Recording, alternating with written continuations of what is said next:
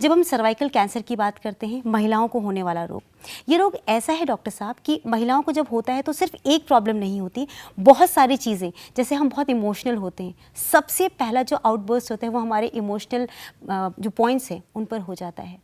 तो इसीलिए मैं आपसे जानना चाहती हूँ कि सर्वाइकल कैंसर को आप कैसे डिस्क्राइब करते हैं, क्या है? देखिए, सर्वाइकल कैंसर यानी सर्विक्स का कैंसर, बच्चेदानी का कैंसर है। ये एक ऐसा पॉइंट है जहाँ जब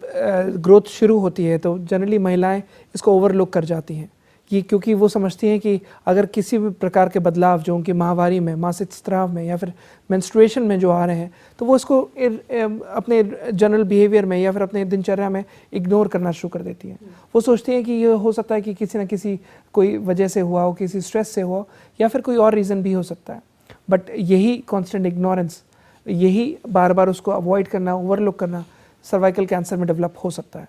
बच्चेदानी का कैंसर, बच्चेदानी यूट्रस के नीचे हिस्से में एक जो हिस्सा होता है उसको हम बच्चेदानी कहते हैं। वहाँ पर जब सेल्स की अनकंट्रोल ग्रोथ शुरू हो जाती है, यूट्रस के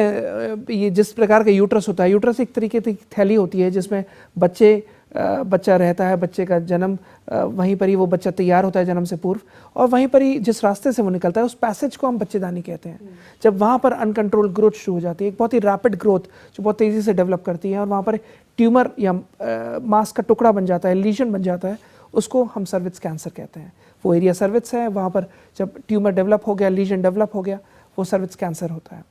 कई प्रकार के रीज़न से, कई प्रकार के कारणों की वजह से होता है, बट जनरली महिलाएं जितनी हैं वो ओवरलुक करती रहती हैं। वो सोचती हैं कि मासिक स्राव में बदलाव या फिर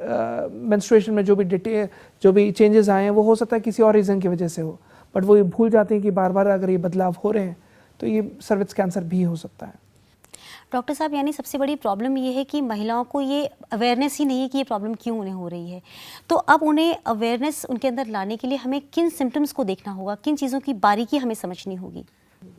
देखिए, कांस्टेंट इरिटेशन कॉजेज कैंसर। मैं हर एपिसोड में ही ये बताता हूँ कि किसी भी चीज़ को नज़रअंदाज ना करें। महिलाओं में चाहे पुरुषों में किसी भी प्रकार का अगर कोई चीज़ कॉन्स्टेंटली इरिटेट कर रही है वो कैंसर का रूप ले सकती है। महिलाओं की अगर हम बात करें तो महिलाओं में अगर किसी भी प्रकार की कोई चीज़ अगर कॉन्स्टेंटली इरिटेट, यानी कि इर्रेगुलर मेंस्ट्रुएशन आ रहे हैं, यानी कि अगर किसी को बार बार पीरियड्स के टाइम पर जनरली महिलाएं समझती हैं कि जो पेन हो रहा है, जो किसी भी प्रकार का पेन हो रहा है, जिसे हम डिस्मेनोरिया भी कहते हैं, वो पेन नेचुरल है, नॉर्मल है, ऐसा नहीं है। क्रैम्प्स कुछ हद तक नॉर्मल हो सकते हैं, बट अगर पेन बहुत ही ज़्यादा एक्सेसिव है या फिर ब्लीडिंग बहुत ही ज़्यादा एक्सेसिव है या फिर इर्रेगुलर है, कभी लाल रंग का कभी काले रंग का ब्लड आ रहा है और उसके साथ साथ कुछ मांस के टुकड़े भी आ रहे हैं जो उसके दिन बढ़ते जा रहे हैं, पीरियड्स 10 दिन लास्ट किए, 15 दिन लास्ट किए, तो ये सर्विक्स कैंसर का रूप हो सकता है। कई महिलाओं के जो सेक्सुअल इंटरकोर्स के बाद या फिर